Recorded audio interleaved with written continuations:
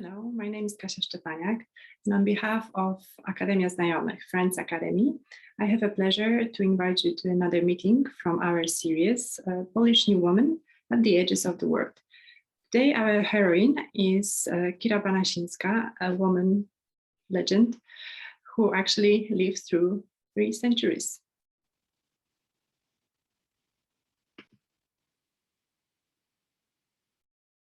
She was born in 1899 in Vitebsk, which was a part of Russia. And actually she spent her childhood and youth, her 21st years of her life in the Asian part of Russia. In this picture, we can see her in a military uniform. It's the picture taken during the Second World War. And when she was actively helping Polish refugees, and she was a refugee herself.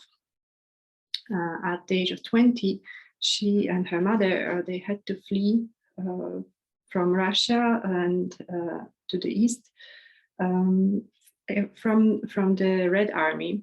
And it was a very dramatic part of her life that was very important to her, and that put a mark on her life in general, and on her actions as well.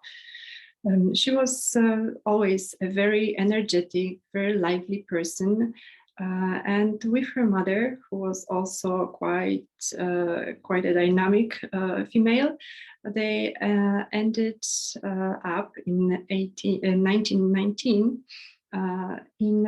in Harbin. This was a part of Manchuria at that time under the rule of China.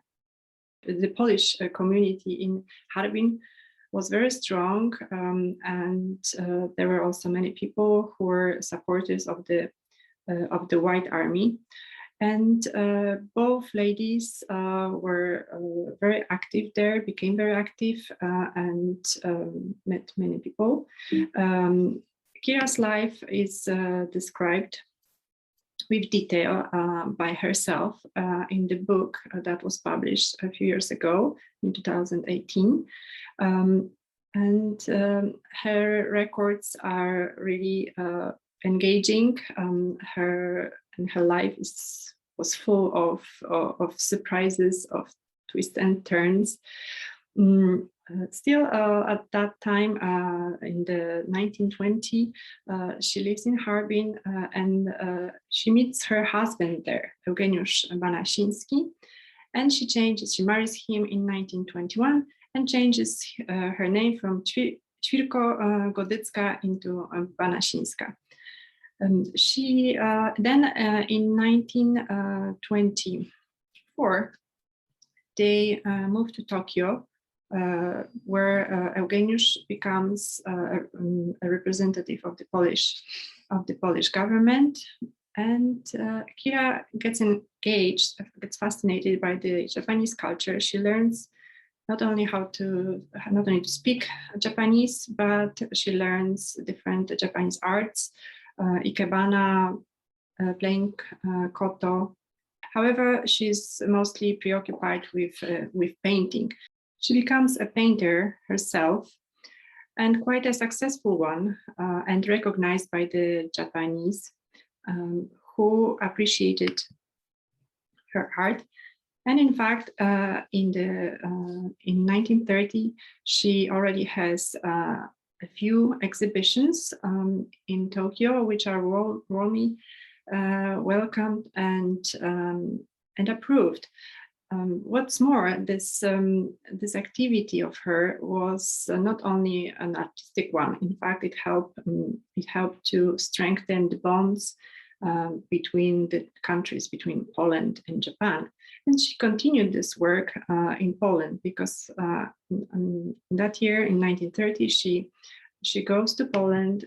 She moves there for 3 years, and she supports Japanese art in Poland, She promotes this Japanese painting mainly, although her husband has also a rich collection of Japanese sculpture. So both of them are really immersed in this artistic aspect. Kira also has an exhibition, her own works are exhibited. It's not her own exhibition, however, the works are presented in Zachęta in the Polish National Gallery in Warsaw in 1930. After those 3 years in Poland, she moves to Bombay. Eugeniusz Banasiński becomes a consul there. And they have a very active, lead a very active life. They organize various activities, and they initiate and they are invited to many. And this is really important because Kira, as a very lively, very communicative, very kind person, and very enthusiastic, she has many connections, many friends. And when the Second World War breaks out, this connection helped her to organize support for the Polish people in the country, and also for the support for Polish people, for the Polish refugees in India. She helps to establish the Polish Red Cross Hospital that we can see in this picture together with the team. However, it's not everything. She also manages, this is a huge effort, but she manages in 1941, she initiates a great convoy of 6 large trucks to go to the Soviet Union, the territory of Soviet Union, and helps to bring back from there Polish refugees, especially children, orphans. So they come over. This is really a huge achievement at that time. And it was organized in such a way that on the way to Russia, to Soviet Union, the trucks were taking medical aids, food, etc. And on the way back, they were bringing people who were then given shelter, and the help was organized for them. Of course, she was not the only one to do so. It was a huge effort.